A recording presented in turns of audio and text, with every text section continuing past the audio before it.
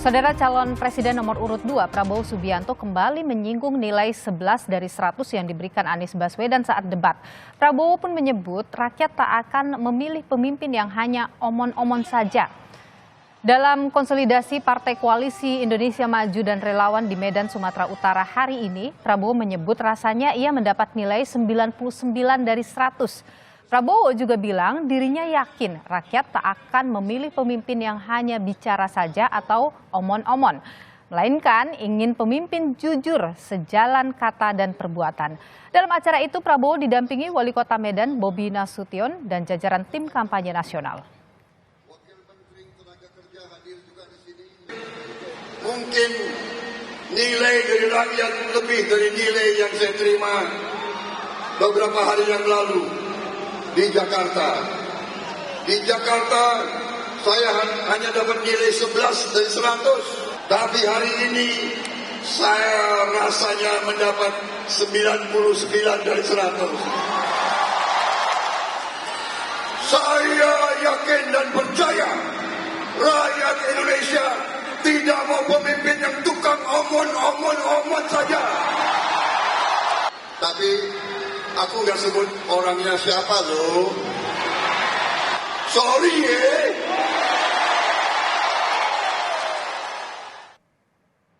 Soal sindiran dari Prabowo untuk Anies pasca debat, calon presiden nomor urut 1 Anies Baswedan bilang kalau debatnya berhasil pasti akan tenang. Anies pun mempertanyakan sanggahan yang disampaikan tidak dalam forum debat dan mempersilahkan publik menilai. Kalau debatnya berhasil ya pasti tenang habis debat. Kalau debatnya berhasil pasti tenang habis debat. Nah ya gitulah, nggak usah, kita tenang aja Kak. Dan semua yang diungkapkan sesudah debat, pertanyaannya kenapa tidak diungkapkan saat debat? Itu kenapa Pak? Kalau kita melihat kan debat kan Pak Prabowo begitu defense gitu. Tapi Ya kan tinggal dijelaskan. Ya saya nggak tahu, itu harus tanya sama mereka. Kan justru kami selesai debat selesai. Justru menurut saya inilah pentingnya bagi masyarakat menilai. Sepekan sudah saudara debat ketiga Capres berlangsung, namun Capres nomor urut 2 Prabowo Subianto terus mengungkit pernyataan Anies dalam debat ketiga. Sikap Prabowo ini belakangan disindir Anies Baswedan. Apa yang disasar oleh Prabowo lewat pernyataan dan juga sindiran kerasnya untuk Anies usai debat? Kenapa silang pendapat kerap terjadi antara Anies dan juga Prabowo? Kita ulas saudara lebih lengkap pada sore hari ini bersama narasumber yang sudah bergabung di Kompas Petang. Di studio sudah hadir pakar komunikasi politik Universitas Nasional Lely Aryani, lalu juga ada juru bicara Timnas Amin Wibi Andrino dan juga ada juru bicara TKN Prabowo Gibran Andre Rosiade. Saya ingin sapa dulu Bu Lely, terima kasih sudah bersama Nilu, sehat selalu bersama Kompas Petang. Sore. Di sambungan Zoom ada Bang Andre dan juga Mas Wibi, selamat sore. Selamat sore Nilu. Selamat sore. Prof. Lely dan Pro Wibi. Sama-sama. Sehat semua ya. Saya ingin ke Bu Lely dulu. Ya. Bu Lely membaca apa yang dilakukan oleh Prabowo dalam setelah debat ini. Ini pertandingan sudah selesai, di luar sudah keluar begitu, masih dibahas pertandingan itu. Apa yang Anda baca dari situ? Ya, pertama ini debat yang diperdebatkan. Jadi ibarat kalau kita baca cerita bukan cerpen, tapi cerber. Cerita bersambung gitu ya. Nah, kenapa dia melakukan itu? iya, sebenarnya kemarin saya juga udah jelaskan di banyak media. Ini kita bicara soal kalau debat itu orang selalu memperlihatkan 3 genre dan menafsirkan juga 3 genre. Yang pertama genre isi, yang kedua genre interpretasi, yang ketiga genre tindakan komunikasi. Nah, nampaknya tindakan komunikasi ini yang terus dilanjut. Soal isi kemarin memang kenapa dia menjadi tindakan komunikasi selanjutnya yang seharusnya berhenti di debat, karena memang ada perkara isi yang kemudian dipersoalkan. Jadi isi debatnya itu yang kemarin yang jelas sekali tadi soal nilai yang Pak Prabowo ulangi satu. Yang kedua ketika misalnya ditanya soal data. Nah, Pak Prabowo memang berusaha membantah itu salah. Nah, kemarin itu dilanjutkan di debat di media sosial, saya lihat ada kalimat Pak Prabowo yang mengatakan bahwa itu salah sekian puluh ratus ribu. Kenapa itu, Pak Prabowo melakukan itu di luar debat? Apa yang ingin dicapai? Mungkin merasa bahwa sebenarnya debat itu belum selesai karena beliau itu belum menuntaskan jawabannya dengan memberikan data tandingan. Dan itu alasannya dia kemukakan kemarin kan. Waktu saya saya tidak cukup. Tapi saya herannya kenapa tim suksesnya memberikan data itu dalam waktu kurang dari 2 menit bisa gitu. Oke, baik. Termasuk Andre. Gitu. Oke, saya tahan di sana. Saya ke Bung Andre dulu. Bung Andre, kenapa Pak Prabowo masih bawa ini ke luar ruang debat gitu? Ibaratnya pertandingan udah di luar ring ini. Jadi begini nih loh, Pak Prabowo wajar saja ya menjelaskan posisi beliau di depan para pendukung atas apa yang terjadi dalam debat ketiga yang sangat dibatasi waktu. Masyarakat berhak mendapatkan penjelasan dan utamanya pendukung perlu diberikan semangat untuk berjuang. Beliau sudah menyampaikan bahwa sewaktu debat dengan Pak Jokowi, keduanya tidak pernah saling menyakiti. Bahkan Pak Jokowi dalam closing statement menegaskan persahabatan dengan Pak Prabowo ibarat sepeda yang rantainya tidak pernah putus. Berbeda dengan Mas Anies yang memberikan nilai 11 dari 100 kepada kinerja Kemenhan. Sehingga banyak sekali ini keluarga besar TNI merasa ikut terhina. Ya, punya kompetensi apa sih Mas Anies untuk menilai kinerja Kemenhan dengan begitu rendah? Yang kedua, kita tahu data-data yang disampaikan Mas Anies juga keliru dan juga banyak sekali kebohongan-kebohongan mulai debat pertama sampai ke debat 2 yang disampaikan oleh Mas Anies dalam debat itu, dan itu diamplifikasi oleh tim suksesnya kebohongan-kebohongan itu. Nah, untuk itu tentu Pak Prabowo mau menjelaskan, tapi terus terang tidak ada kesempatan karena memang moderator menginterupsi karena aturan dan sebagainya. Nah, kenapa Pak Prabowo tidak reaktif pada saat debat? Karena itu forum resmi kenegaraan yang disaksikan oleh tidak hanya di dalam negeri, tetapi juga di luar negeri, dan sekali lagi waktu menjelaskan hanya 1 menit. Begitu nih loh. Oke, tapi kan Jadi kalau terlalu misalnya banyak- dibawa di luar forum itu kan sama juga. Publik kan juga melihat dan merekamnya juga begitu Bung Andre. Jadi ini loh, banyak kebohongan-kebohongan yang disampaikan Mas Anies ya. Saya nggak tahu ya, apakah memang sifat dasar suka berbohong atau memang disengaja berbohong. Contoh, dalam debat pertama, Mas Anies menyampaikan, Pak Prabowo, saya membawa keluarga pendukung Pak Prabowo yang meninggal dan tidak bisa diberikan perlindungan hukum sampai saat ini. Semua kita kaget.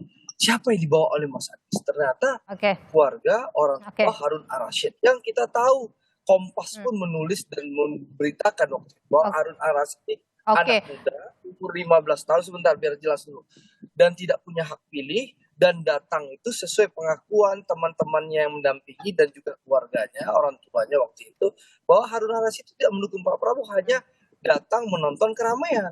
Tapi oleh Anies Baswedan didramatisir sedemikian rupa dalam debat pertama, memberikan kabar bohong kepada rakyat, menyatakan ini pendukung Pak Prabowo. Itu kabar bohong, berita bohong. Saya tahan di sana dulu kalau gitu Bung Andre. Saya ke Mas Wibi dulu. Mas Wibi, disindir terus ini Anies dibawa terus oleh Pak Prabowo gimana? Ya itulah terlihat sekali ya. Apa yang terlihat? Ya.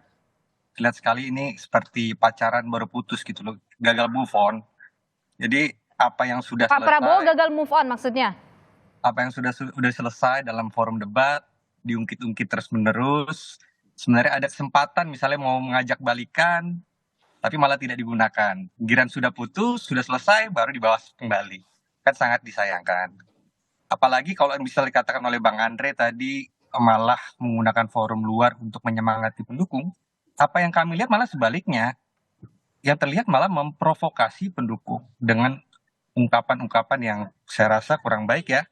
Ada kalimat goblok, tolol, etik mendasmu. Mas Wibi, kita tidak menggunakan kata-kata yang kurang pantas ya. Loh, itu kan disampaikan oleh capresnya Bang Andre. Ini kita live, Mas Wibi, kita tidak menggunakan, mohon untuk tidak menggunakan kata-kata seperti itu. Ya mestinya itu juga disampaikan kepada capresnya Bang Andre, bukan hanya saya yang ada di sini. Baik. Dan ini yang menjadi problem kita bersama. Gimana edukasi kita terhadap pemilih. Sementara hari ini kita mendapatkan kemarin ya, Pak Anies bahkan diancam untuk dibunuh dalam live TikToknya. Ini kan sebenarnya kan buah kekhawatiran kita bahwa provokasi ini menjadi suatu yang tidak baik nanti ke depan pada proses demokrasi kita. Oke. Seperti itu, Mbak Nido. Oke, baik. Saya ke Bu Lely. Bu Lely, kalau tadi disebut ya gagal move on mungkin Pak Prabowo. Terus kemudian Pak Anies juga kan sempat menyebut bahwa kalau misalnya debatnya berhasil pasti akan tenang. Ini apa yang Anda baca? Apakah memang Pak Prabowo-nya gagal move on dari debat itu atau Pak Prabowo memang tidak berhasil dalam debat itu? Ya. Sehingga dibawa keluar terus. Pertama, memang kita memberikan standar yang sama kepada ketiganya. Itu harus kita ulang-ulang terus ini loh, yaitu bahwa ketiganya adalah calon presiden. Jadi standar emosional, kapasitas pengetahuan, logika berpikir semuanya kita anggap sama. Gitu ya. Ketika dalam proses debat berlangsung perdebatan yang saya bilang tadi sebenarnya ini karena debat yang belum selesai jawabannya. Karena itu yang membuat Pak Prabowo juga merasa gondok, atau ketika hari itu Pak Prabowo belum membawa data yang padahal jawabannya ringkas. Karena tim suksesnya menjawabnya ringkas banget itu saya lihat. Oh Mas Anies, data Anda salah, yang data di saya begini karena Anda Google-nya itu, saya Google-nya ini. Sebenarnya selesai di sana. Tapi ini tadi tingkat emosional orang itu kan berbeda, gaya komunikasi orang juga berbeda. Pola komunikasi yang dibangun juga berbeda. Kalau Pak Prabowo karena udah 3 kali ikut debat, kita jadi hafal kan di debat calon presiden. Memang beliau sering memperlihatkan gestur yang kadang lucu, emosi gitu kan. Agak marah sedikit tapi juga mudah tersenyum. Kemarin sebenarnya di debat itu Pak Prabowo terlihat seperti melankolis sebenarnya. Tapi memang tindakan lanjutan, tindakan komunikasi dalam genre ini yang mengakibatkan ini tidak selesai. Pertama, komentar Pak Prabowo tentang kalimatnya Anies juga bolak-balik. Jadi memang tidak tuntas gitu ya. Jadi karena memang tidak tuntas di debat itu ya. Jadi seperti lingkaran setan loh komunikasinya itu, nggak mau saling, dua-duanya nggak mau memutus. Baik. Bang Andre, ini Pak Anies ini sempat menyebut ya kalau misalnya debatnya berhasil pasti tenang begitu. Bagaimana Anda melihat tanggapan itu?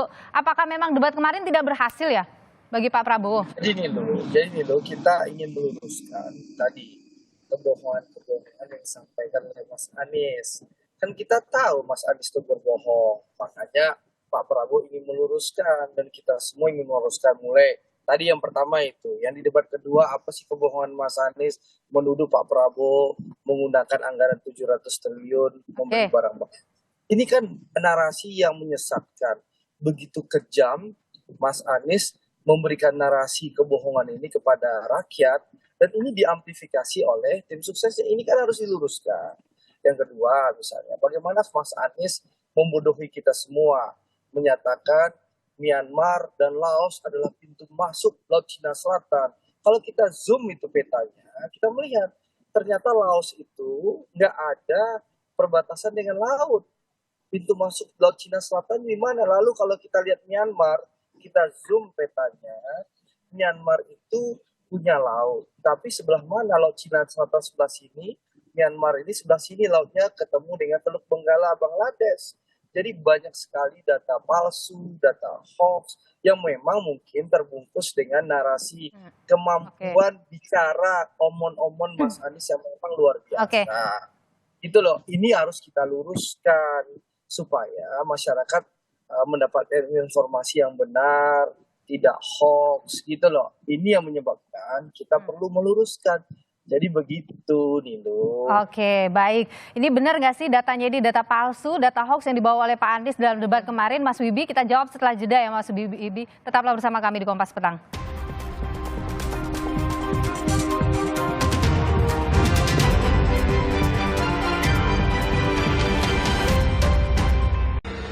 Mungkin nilai dari rakyat lebih dari nilai yang saya terima beberapa hari yang lalu di Jakarta.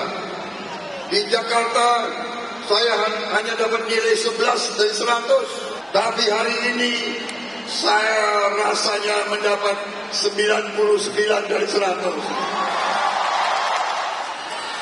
Saya yakin dan percaya rakyat Indonesia tidak mau pemimpin yang tukang omon saja. Tapi aku nggak sebut orangnya siapa loh. Sorry ya. Kalau debatnya berhasil ya pasti tenang habis debat. Kalau debatnya berhasil pasti tenang habis debat. Kalau nah ya gitulah, nggak usah, kita tenang aja Kak. Dan semua yang diungkapkan sesudah debat, pertanyaannya kenapa tidak diungkapkan saat debat? Itu kenapa Pak? Kalau kita melihat kan debat kan Pak Prabowo begitu defense gitu. Tapi Ya kan saat tinggal debat, dijelaskan. relawan langsung keluar. Ya saya nggak tahu, itu harus tanya sama mereka. Kan justru kami selesai debat selesai. Justru menurut saya inilah pentingnya bagi masyarakat menilai. Kita lanjutkan kembali perbincangan kita sore hari ini, Saudara, bersama dengan Lely Aryani, pakar komunikasi politik dari Universitas Nasional, juru bicara Timnas Amin Wibi Andrino, dan juga juru bicara TKN Prabowo Gibran, Andre Rosiade. Saya tadi menangkap apa yang disampaikan oleh Bung Andre bahwa bukan tanpa alasan ini terus dibawa oleh Pak Prabowo di luar ruang debat karena ada data hoax yang dibawa, ada data palsu yang dibawa oleh Pak Anies. Benar demikian, Mas Wibi? Sorry ya Bang Andre, bahwa apa yang disampaikan oleh Pak Anies itu adalah realita ya, bahwasanya hari ini kalau kita bicara pemilikan lahan Pak Prabowo, memang itu faktanya seperti itu. Bahkan itu sudah diklarifikasi oleh Pak Prabowo bahwa memang mungkin datanya Pak Anies salah ya, mungkin bukan 340.000 hektar, tapi ternyata 500.000 hektar. Dikomparasi memang hari ini dengan hunian untuk para pejabat tentara kita yang hari ini sangat amat minim, itu kan fakta yang disampaikan Pak Anies. Itu kan kegelisahan yang dirasakan kita bicara konteks isu pertahanan. Gimana kita bicara pertahanan kalau misalnya instrumen pertahanan kita yaitu tentara belum sejahtera. Sementara ada lahan yang dipakai untuk menanami singkong yang gagal, yang banyak. Itu food estate. Nah, seperti itu sih menurut saya. Oke, Bung Andre gimana tuh? Bukan data palsu kok itu? Jadi saya ingin sampaikannya soal etika dan adab ya. Kita berdiskusi temanya itu di debat yang ketiga ini adalah soal pertahanan, hubungan internasional, dan juga geopolitik. Berbeda dengan diskusi nanti kalau debat kelima, kalau nggak salah. Itu ada reformasi agraria. Data yang disampaikan oleh Pak Jokowi yang dikutip oleh Mas Anies itu pernah disampaikan oleh Pak Jokowi dalam debat 2019 itu dengan tema reformasi agraria. Nah ini soal kepantasan dan adabnya Anies Baswedan saja. Bagaimana Anies dengan sengaja di menit pertama, ini soal adab dan etika dan kepatutan ya, dengan sengaja mendramatisir ya, menyerang Pak Prabowo secara personal. Apakah pantas itu? Ya, urusan tanah HGU-nya Pak Prabowo, HTI-nya Pak Prabowo secara personal itu diasumsikan seakan-akan Pak Prabowo tidak bertanggung jawab dengan prajurit. Pak, apalagi Anies itu kan memang hanya raja omong-omong. Beda dengan Pak Prabowo yang sudah mempertaruhkan jiwa dan nyawanya. Sebentar, jangan biasain dibantah. Oke, Mas Wibi, ini ada adab, Bentar, ada etika. Jadi Nah, itu sudah mirip-mirip kan? Oke, Tidak mau tahan dulu Mas Wibi, maaf. Tadi saya Wibi bicara saya nggak komentari, Mbak Nilu juga memberikan kesempatan. Baru saya ngomong berapa detik langsung Oke, dilanjutkan Bung Andre. Nah, oke. Silakan. Yang saya kan ingin objektivitas dan fair aja. Jadi begini, Nilu ya. Apakah pantas seorang Anies Baswedan melakukan skenario menyerang personel Pak Prabowo di saat kita temanya debat pertahanan, bukan pertanahan, bukan reformasi agraria. Sengaja betul memang Anies memang ingin menyerang Pak Prabowo setelah menyerang di debat pertama, memberikan data palsu kebohongan soal orang tua pendukung Pak Prabowo Harun Al-Rashid. Sekarang sengaja lagi dari awal memang berniat memprovokasi Pak Prabowo dengan memprovokasi membandingkan rumah dinas TNI dengan tanah Pak Prabowo yang tidak ada hubungannya. Padahal semua prajurit TNI tahu bahwa Pak Prabowo sebagai patriot, orang yang pernah menggadaikan nyawanya untuk membela NKRI, berbeda dengan Anies yang hanya bisa omong-omong ya. Pak Prabowo ini sudah terkenal begitu perhatian dengan kesejahteraan prajurit sejak beliau muda. Silahkan tanya dengan prajurit-prajurit termasuk tentara-tentara yang ada di kubu Anies Baswedan itu. Ya, bagaimana Pak Prabowo memang sangat peduli kesejahteraan prajuritnya. Tapi tiba-tiba Anies membangun narasi yang tidak tepat. Dan ini sengaja ya mendiskreditkan orang yang membesarkannya. Tanpa Pak Prabowo, mohon maaf, Anies Baswedan mungkin tidak pernah dicalonkan oleh Nasdem di Pilpres saat ini. Jadi bukan sebatas sorry ya. tapi ini soal adab dan etika. Apalagi Oke. Anies Baswedan selalu berkata-kata omon-omon bicara etika. Tapi seperti ya terpercik air di dulang, yang Oke. menepuk air di dulang terpercik bukan sendiri. Itu yang terjadi di Anies Baswedan. Jadi menurut saya, mari kita jujur. Ya memang kita tahu Anies memang berencana memang mendiskreditkan Pak Prabowo dari awal, dan itu permainan kan di menit pertama langsung. Jadi mari Oke. kita jujur, tapi memang sulit. Kalau orang biasa berbohong, biasa merangkai kata-kata, biasa omon-omon, apalagi memang terbukti ya dalam Oke. debat pertama, debat kedua memberikan data palsu dan kebohongan, mungkin demi ambisi dan kekuasaan ya berbohong, lalu Oke. melanggar etika, itu wajar. Tapi Oke. itu silahkan rakyat yang menilai. Baik. Yang jelas kita melihat bagaimana imigrasi pemilih Anies begitu banyak kepada Pak Prabowo yang kecewa, ternyata terbongkarlah ternyata Anies itu bengis dan kejam demi Oke. mengembangkan kekuasaan. Silakan Baik, Nilu. Mas Wibi, ada bahasa tadi, ada etika, ini juga sering disinggung oleh Prabowo. Kemudian juga mendiskreditkan Pak Prabowo, itu yang dilakukan oleh Anies Baswedan dalam debat. Iya Mbak Nilu, kalau misalnya bicara ambisi kekuasaan, Pak Anies itu baru pertama kali nyapres. Kalau bicara ambisi kekuasaan, yang nyapres berkali-kali itu siapa? Jadi di sini kita juga harus melihat bahwasanya hari ini kita bicara etika. Ya kita bicara etika, ditanyakan etika. Apakah Pak Prabowo setuju dengan putusan daripada MK terkait dengan etika itu kan? Pertama kali dalam debat pertama. Ini etika itu penting. Sekarang kalau bicara adab, kalau bicara berkata umpatan kasar, memprovokasi daripada pendukung, itu apakah itu adab yang baik? Kita kan melihat suatu keteladanan di situ. Kalau beliau adalah patriot, dia akan jaga pendukungnya agar tidak saling serang satu sama lain. Dia malah menenangkan, bukan ngajak perang. Seperti itu Mbak Nilu. Oke, baik. Saya ke Bu Lely. Bu Lely, sebenarnya kalau kita lihat ya, apa yang terjadi, tentu kita sebenarnya inginnya lebih tenang ini. Ada ide dan gagasan yang ditawarkan kepada masyarakat. Apa yang harusnya ditawarkan oleh para capres kepada masyarakat supaya bisa nyampe begitu visi misi yang mereka bawa, singkat saja. Pertama memang kita kritik dulu nih soal panelis. Sebenarnya kemarin kalau panelis berfungsi, bisa bertanya langsung, kan yang pegang data itu panelis. Oke. Yang pinter itu panelis kan. Oke Pak Prabowo jawaban Anda begini, kita punya data sekian. Coba Anda kembali jelaskan. Oke, dari format debat. Itu dari format debatnya juga. Jadi udah 3 kali nih panelis tidak pernah berfungsi. Jadi cuma ngambil kertas sehingga Oke. benar-benar tidak terlihat lah bagaimana kapasitas itu. Sehingga mereka berdebat Oke. masing-masing kandidat. Selain itu Nah, apa? itu yang menjerumuskan ya akhirnya, karena data yang dipegang oleh salah satu kandidat belum tentu benar menurut kandidat lain. Oke. Tapi masalahnya kandidat lain harusnya mempunyai data tandingan. Nah kemarin itu tidak selesai, sekali lagi karena tidak ada data tandingan. Soal etika bisa diperdebatkan di debat juga sebenarnya kan. Mas Anies, Anda menjawab begini, Anda sebenarnya salah karena saya punya data yang seperti ini. Oke. Terus Anda nggak boleh ngomong ini masalah pribadi.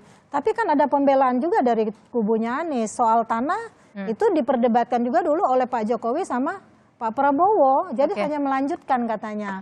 Menurut saya nih lo ya, nanti ada debat keempat sama debat kelima. Kalau itu memang terasa menyerang pribadi, pada saat itu saja dibilang. Oke, langsung dikonfirmasi pada saat debat. pada situ, jangan diperluas, diperlebar ketika udah selesai debat. Baik. Dengan narasi-narasi yang justru personal tuh sekarang. Oke. Di dalam debat nggak ada personal menurut saya. Di Baik. luar debat sekarang pada personal. Baik, Ibu Profesor Lely Aryani, pakar komunikasi politik dari Universitas Nasional. Terima kasih atas pandangannya Sama-sama. Kompas Petang. Terima kasih juga juru bicara Timnas Amin, Wibi Andrino, dan juga juru bicara TKN Prabowo Gibran, Bung Andre Rosiade. Terima kasih sudah berbagi pandangan di Kompas Petang. Sehat selalu, Bung Andre dan Mas Wibi, Bu Lely juga.